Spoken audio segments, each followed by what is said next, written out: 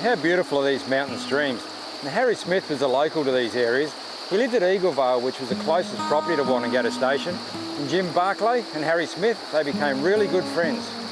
We're not sure whether they became friends before Barclay moved to Wonnangatta, because Barclay used to go in there a fair bit buying horses and going through the mountains, but they certainly became very close friends.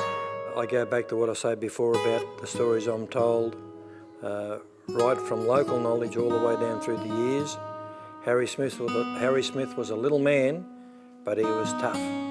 Not only that, Harry Smith was looked on at the time to be the quintessential horseman, the quintessential bushman.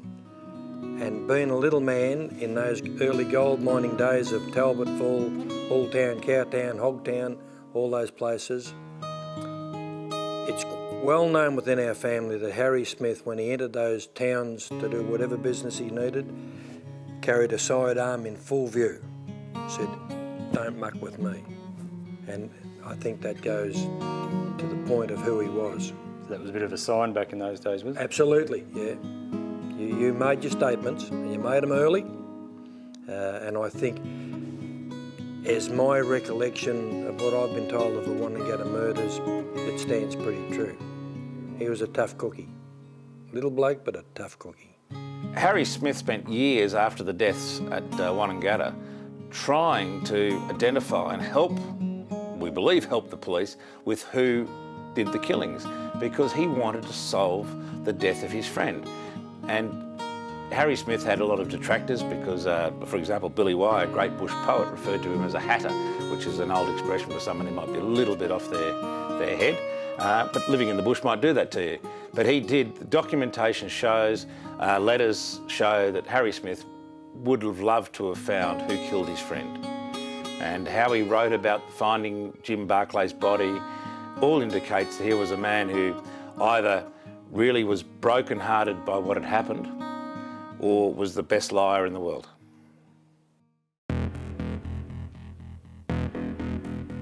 Now, John Bamford, not a lot is known about him other than he lived at Black Snake Creek. He did a bit of mining in the area, worked for some various people and ran a few cattle. There's rumours that he strangled his wife, but we haven't found any proof at all about that.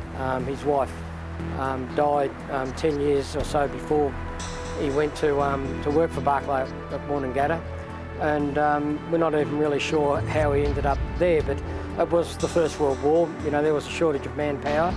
Bamford was a character that would be part of the Australian bush in those days. He was an older gentleman. He'd come to Australia, we believe, as an English migrant. He'd worked in the Palmer goldfield. He'd obviously followed the goldfields. And as people got older, there was no sort of social security or anything else. They looked for any work they could get. So obviously when he found somebody who would give him a job on a property, he took that up. It gave him an opportunity. And whatever sort of secrets were in his soul at the time, we just don't know. Somehow John Bamford ended up working with Jim Barclay, as he was called a cook handyman. He was just there not to do as much physical labour as to help out around the So he property. comes across as a bit of a drifter. Would that be sort of like he moved around? And I think more a loner would have been, yeah, he certainly said to live most of his, or a fair bit of his life around Dargo area, around Black Snake Creek. It's an interesting situation that Bamford became the key focus of this murder, that everyone believed that Bamford killed Barclay, that Bamford was either killed by somebody else, that Bamford, everything relates back to Bamford, but we know so little about this man.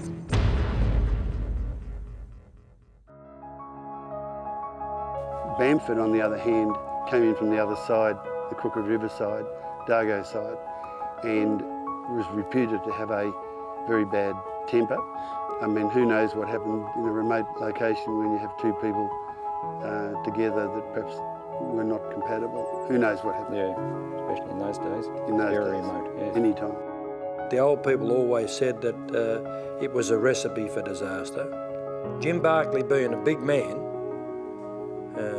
John Bamford being quite a small, feisty little character, it wouldn't have been long before it probably all fell apart. And I think that is the quintessential start of the problem of why Jim Barclay was found in the hole on Conglomerate Creek, shot with a shotgun.